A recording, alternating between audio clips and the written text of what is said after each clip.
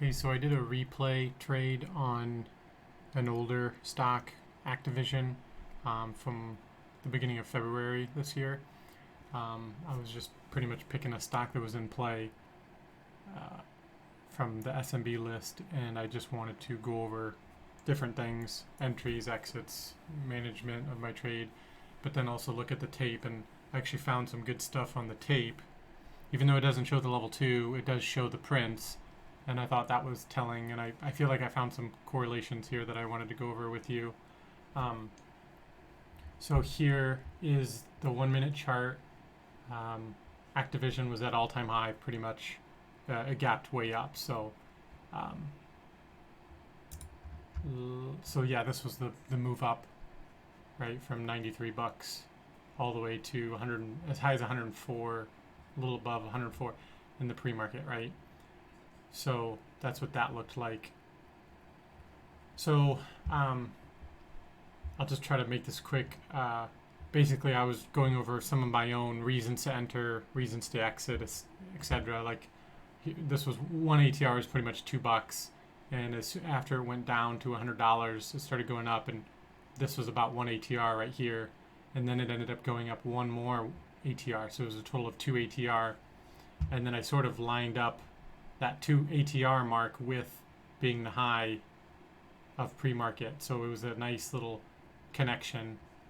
And then it started consolidating.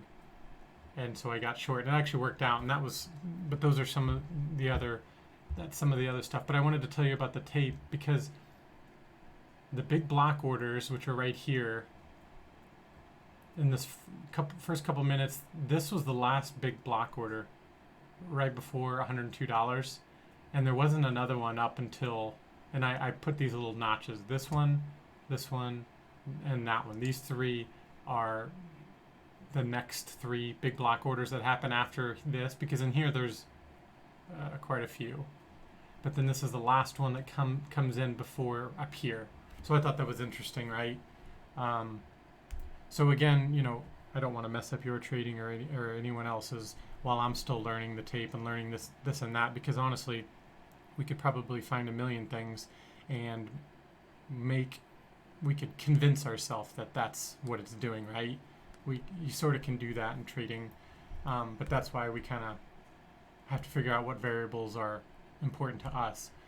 But anyway, so yeah, this was the last block order that happened, and then the next one happened here and then here. And so I kind of used that when I got in short because I liked seeing there was a block order here and then another one came in below here. And it shows it here around 104 at 9:39, and then another one at 103.64. Actually, there was 4 of them that came in right in here. Like within a few minutes, 4 more came in. And then the next one was actually lower than all of those. It was like right around here, I think. And then that's when I felt really good about this short, and you could see it dropped.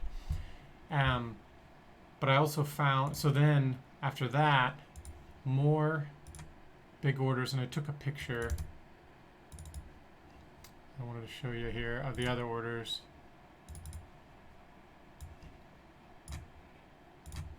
So yeah, so right here, more block orders right here, and then a bunch kind of within right here. So I thought that was kind of cool because I saw a big block order up here and it kind of turned price around, right?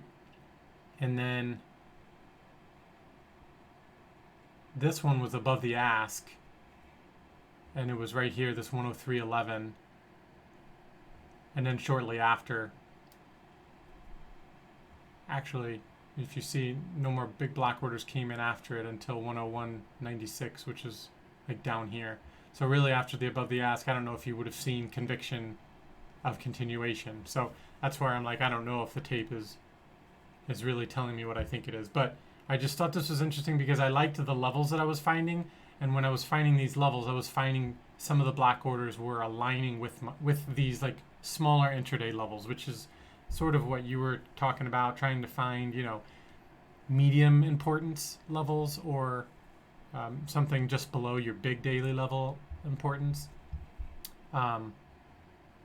And obviously you say, after the big block orders come in or whatever, what happens after? and you can see that after these orders came in, price would move away from that level, which was awesome. And then in here, some big orders came in, and I was getting, and I still had some of my shares in. So I was thinking of maybe adding, but I waited, and I'm glad I did, because after some of these big orders were done, price ended up going up. So I got out of another good amount of my shares, and it worked out pretty well, right? Because a bunch of orders came in, price couldn't break that kind of this support, intraday support, and then it moved back up to generally this spot right up here, right? So that was cool. And then I saw some, I don't think many large orders came in up here, but I think one ended up showing up towards the end here, and then it went back down.